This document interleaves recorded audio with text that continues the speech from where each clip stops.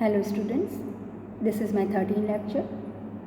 अभी हम यहाँ पे वेस्टर्न फिलोसफर की बात कर रहे हैं। तो आज का हमारा टॉपिक है पाउलो फ्रेरा। इनकी लाइफ स्केच की बात करें या इनके बारे में जानने की कोशिश करें।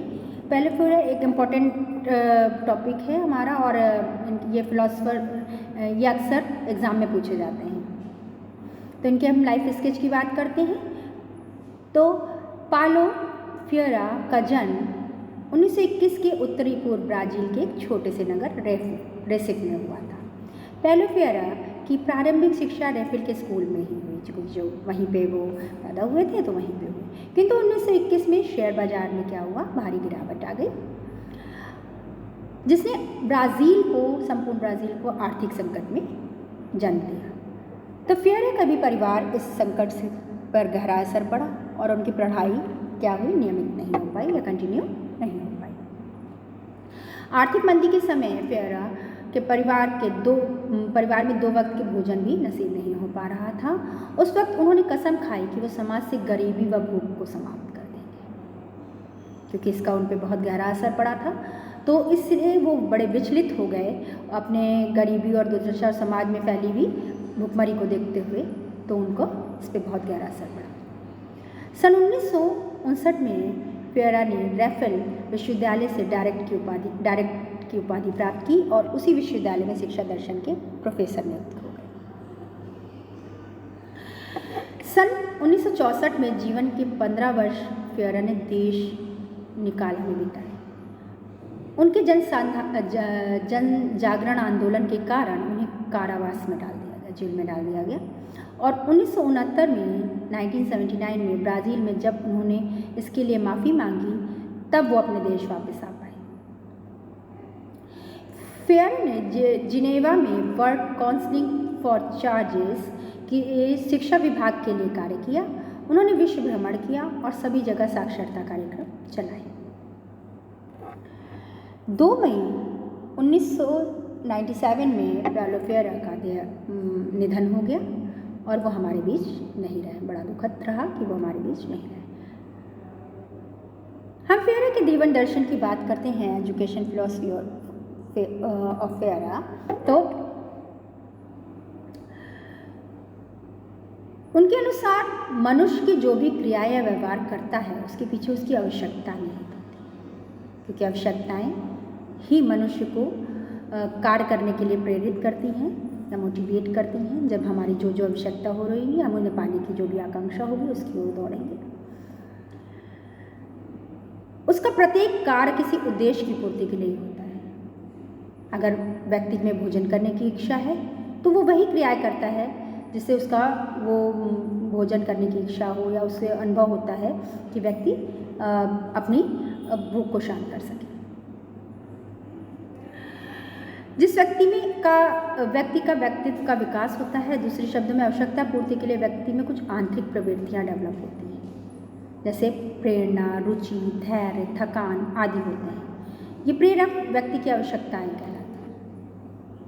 आवश्यकता की पूर्ति के लिए व्यक्ति वातावरण के साथ प्रक्रिया भी करता है। यही प्रक्रिया शिक्षा की प्रक्रिया है तथा शिक्षा में व्यक्तित्व का भी निर्माण करती है। फ्रेरा का जीवन दर्शन ईसा मसीह के जीवन दर्शन से प्रभावित था। वे शिक्षा के द्वारा व्यक्तित्व का निर्माण करना चाहते थे।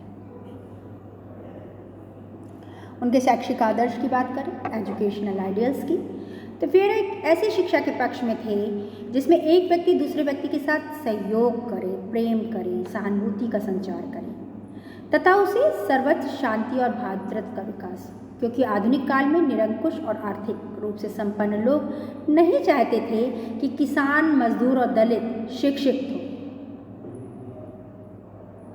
क्योंकि वे स्वयं के स्वार्थ में इतने लीन हो जाते हैं, जो आर्थिक पक्ष से मजबूत लोग हैं, कि वो दूसरों को कष्ट पहुंचाने में ज़रा भी संकोच नहीं करते। और आज के समय में भी यही हो रहा है। जिस आर्थिक संकट से फ्रेरा गुजरे हैं, उन्होंने वहाँ की मनोदशा को पहचाना और स्वयं में महसूस भी किया। तो वो ये भली भांति इस बात से परिचित थे कि जो उच्च आय वर्ग के लोग हैं वो बिल्कुल संकोच नहीं करते निम्न आय वर्ग, मजदूर या दलित को परेशान करने में। जिससे व्यक्ति अनेक मानसिक यातनाओं से गुजरता है। वैज्ञानिक प्रगति के बाद भी मानव को मानसिक शांति नहीं मिल रही है। इसका कारण मानवतावाद शिक्षा का अभाव है। फ्लोरा ने मानवतावाद को अपनाया, उसे आज के किसान व दलितों के प्रति प्रेम और न्याय। उनके शैक्षिक कार्यक्रम या एजुकेशनल प्रोग्राम्स की बात करते हैं तो फ्लोरा ने सर्वप्रथम शैक्षिक प्रसार हेतु विभिन्न कार्यक्रमों का प्रोग्राम्स का संचालन किया। साक्षरता के प्रसार के लिए 1968 के समक्ष उन्होंने एक पुस्तक का विमोचन किया जिसका नाम था दलितों का शिक्षण विज्ञान। इस पुस्तक के माध्यम से फ्लोरा ने विभिन्न साक्षरता कार्यक्रमों के द्वारा अपने शैक्षिक सिद्धांतों को लिखित रूप दिया। उन्होंने दलितों को तीसरी दुनिया बताया, उनके विकास के उत्थान की बात कही। उन्होंने मानवीय शिक्षा के विचार भी प्रस्तुत किए, शिक्षित एवं साक्षर बनाने का प्रयास भी दलितों को किया। कुछ समय पूर्व ये साओ पाउलो नगर में शिक्षा के सचिव के रूप में भी नियुक्त हुए। इस पद पर आसीन होने पर उन्होंने विद्यालय व्यवस्था में सुधार कार्यक्रम प्रस्तुत किया। साक्षरता कार्यक्रम में इस समय बहुत प्रगति हुई। उनके प्रयास एवं कार्यक्रमों की प्रगति ने की उनकी पुस्तक पेडागोजी ऑफ द ऑपराइज्ड पर पूर्वी जर्मनी ने रोक लगाई, परंतु आज संपूर्ण विश्व में इस पुस्तक की ख्याति मिल रही है और सभी लोग इस पुस्तक का लाभ उठा रहे हैं। पाठचर्या या कैरिकुलम की बात करें तो फ्लोरा के पाठचर्या में कुछ परिवर्तन करके उन्हें पूर्व गठित करके पक्ष में थे। इसके लिए उन्होंने दार्शनिकों की भांति भौतिक, वैज्ञानिक, गणितज्ञों, कला और शिक्षा को समाजशास्त्री शिक्षा में सहायता ली तथा पाठचर्या को अधिक उपयोगी व विस्तीर्ण बनाया। उन्होंने पाठचर्या के लिए शिक्षा, कला, नैतिक नीतिशास्त्र, खेल, भाषा, सामाजिक वर्ग, मानवाधिकार, दार्शनिक विचारधारा जैसे पर विचार विमर्श करने पर ज़्यादा प्रोत्साहन दिया।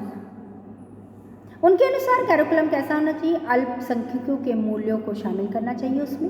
फ्लोरा ने सात्र, एरिक फॉर्म, मायो, मार्टिन लूथर किंग के विचारों को भी इस पाठ्यक्रम में शामिल किया। इसके साथ साथ उनका मत था कि गणित, इतिहास, भूगोल को सरल तरीके से सभी में पढ़ाया जाए क्योंकि इसकी ज़रूरत समाज के उत्थान के लिए बहुत ज़रूरी है और आवश्यक है। पाठचर्या में समाजवाद व साम्यवाद के विचारों को भी स्थान दिया जाए। फ्लोरा लोकतंत्र के अनुसार पाठ्यक्रम को संगठित करने के पक्ष में थे। उनके माध्यम से पाठ्यक्रम ऐसा होना चाहिए जिसमें समाजवाद और साम्यवाद के सिद्धांतों को स्थान दिया जाए। उनके टीचिंग मेथड की बात करें तो फ्लोरा ने ऐसी शिक्षण विधि का समर्थन किया जिसमें सीखने वाला अपने जीवन के अनुभवों से जुड़ा रहे, हमेशा अपने एक्सपीरियंस को उसमें कंसीडर करे या लागू करे। उसे ऐसा नहीं लगना चाहिए कि शिक्षा के द्वारा उसे भाषा, संस्कृति और परंपरा से उसको दूर रहना पड़ रहा है। अपनी मातृभाषा के द्वारा, अपने अनुभवों के द्वारा ही वो शिक्षित हो, अपनी संस्कृति या कल्चर के द्वारा भी वो शिक्षित हो रहा हो, उसमें कोई भी परिवर्तन नहीं करना चाहते थे। साक्षर करने की जो विधि फ्लोरा ने अपनाई वो इस प्रकार से है। उनके अनुसार कुछ शब्द ऐसे होते हैं जिन्हें उत्पादन या प्रजनक शब्द कहा जाता है, जैसे झोपड़पट्टी, वर्षा, जमीन, साइकिल आदि। ये शब्द सीखने वालों की मांग, कुंठा, चिंता, इच्छा, आकांक्षा, स्वप्न को व्यक्त करते हैं। फ्लोरा ने शिक्षण विधि में एक उदाहरण देखिए, जैसे मछुआरे के समुदाय मांतोमाजो के सामने एक उत्पादक शब्द बोनिता सुंदर को रखते हैं जो एक मछली का भी नाम है।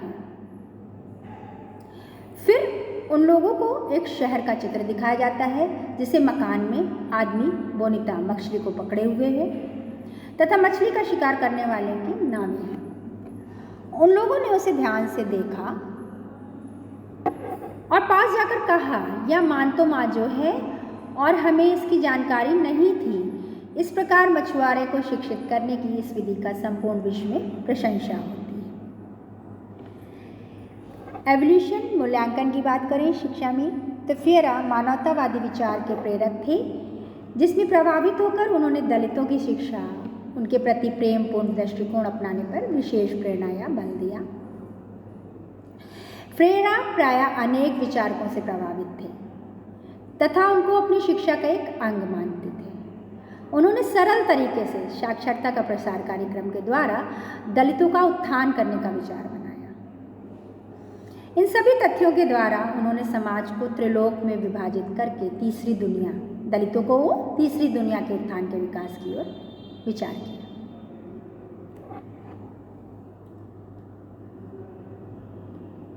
यद्यपि फ्रेरा ने समाज के हितों को ध्यान में रखकर पुस्तक में शिक्षा एवं साक्षरता कार्यक्रमों का प्रतिपादन किया। पुस्तक में कुछ ऐसे तथ्य जैसे उन्हें समाज के केवल एक ही पक्ष की ओर ध्यान दिया जाए जिससे समाज के अन्य पक्षों का ह्रास हो गया, उन्होंने कोई भी लिखित या शैक्षिक सिद्धांतों का प्रतिपादन नहीं किया। तो ये तो इनके आलोचनात्मक दृष्टिकोण से आ जाता है, मगर उन्होंने दलितों के उत्थान की ओर ध्यान दिया, यह इनकी प्रशंसनात्मक मूल्य होता है।